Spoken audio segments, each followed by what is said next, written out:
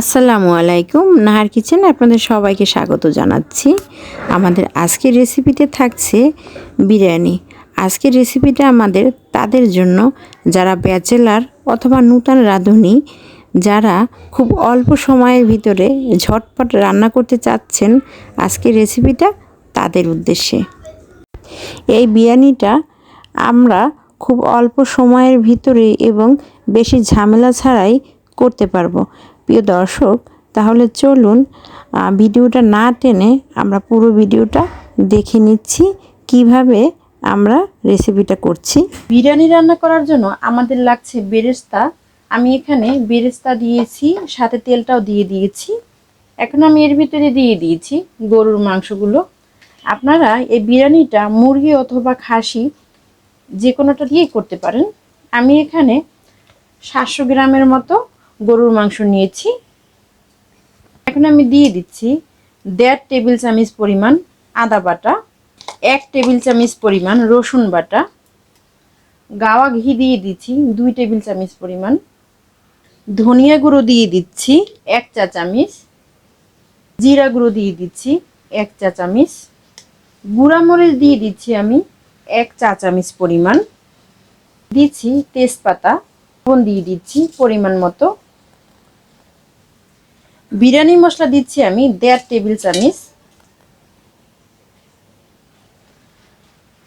টক দই ব্যবহার করছি আমি 1 কাপ পরিমাণ। প্রিয় দর্শক, আমি কাঁচামরিচ ব্যবহার করছি। কাঁচামরিচের প্রত্যেকটা মাথা আমি এইভাবে কেটে দিয়েছি। আমি 1 চা চামচ পরিমাণ চিনি ব্যবহার করছি। বিরিয়ানির ভিতরে একটু মিষ্টতা ভাব না হলে ভালো লাগে না প্রিয় দর্শক। এখন আমি কেওড়া জল দিয়ে দিই। এই কাপ দিয়ে মেপে আমি আপাতত 1.5 কাপের মতো দিচ্ছি।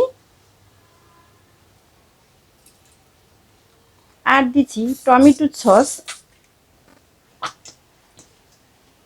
দিচ্ছি রান্না করে রাখা লিকুইড দুধ।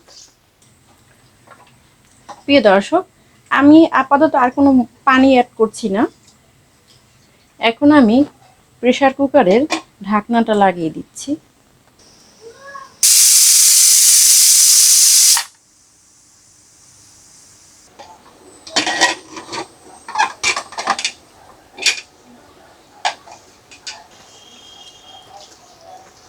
প্রিয় দর্শক, পানিটা পুরোটাই টেনে গেছে, মাংসটা সিদ্ধ হয়ে গেছে।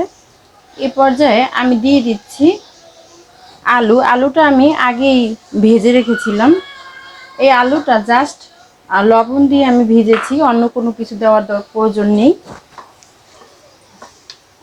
দিচ্ছি কলার চাল। আমি এখানে 2 কাপ পরিমাণ কলাইয়ের চাল আগে থেকে ধুয়ে রেখেছি। দিচ্ছি পেঁয়াজ বেরেস্তা, কিছুটা কাঁচামরিচ আমি মাঝখান দিয়ে কেটে দিয়েছি কাঁচামরিচটা, দিচ্ছি লেবুর রস। এখন দিচ্ছি আমি 1 মুঠো পরিমাণ কিশমিশ, 1 কাপ পরিমাণ গুঁড়ো দুধ অ্যাড করে দিচ্ছি। আবারও একটু কেওড়া জল ব্যবহার করছি, আমি 1 কাপ পরিমাণ দিচ্ছি।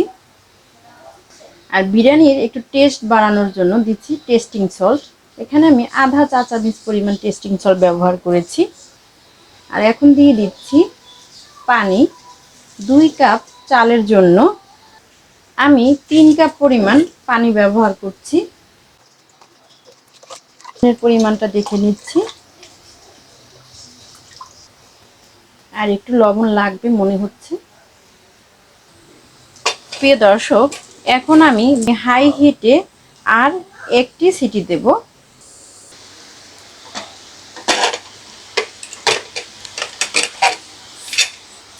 প্রিয় দর্শক, এ পর্যায়ে আমরা বিরিয়ানিটা একটু উল্টে পাল্টে দিচ্ছি। দেখুন কতটা ঝরঝরে হয়েছে। এখন আমি বিরিয়ানিটা দমে রেখে দিচ্ছি। প্রিয় দর্শক, এভাবে আমরা খুবই অল্প সময়ের ভিতরে ঝটপট বিরিয়ানি রান্না করে ফেলতে পারি। প্রিয় দর্শক, আমার আজকের রেসিপিটা যদি ভালো লেগে থাকে তাহলে আমার চ্যানেলটা অবশ্যই করে সাবস্ক্রাইব করবেন এবং বেশি বেশি লাইক কমেন্ট শেয়ার করতে ভুলবেন না।